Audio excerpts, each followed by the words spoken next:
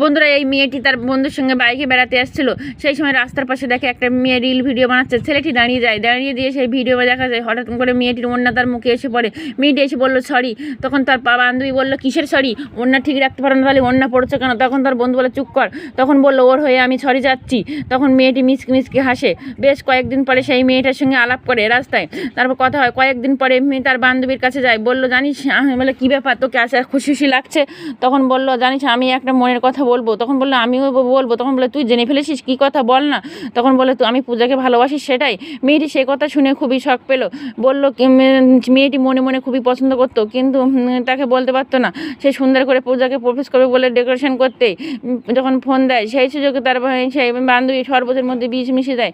তখন মেয়েটি আসে, এসে দুজন মিলে এক শরবত শেয়ার করতে তারা একসাথে বিষের একসাথে সে মারা যায়।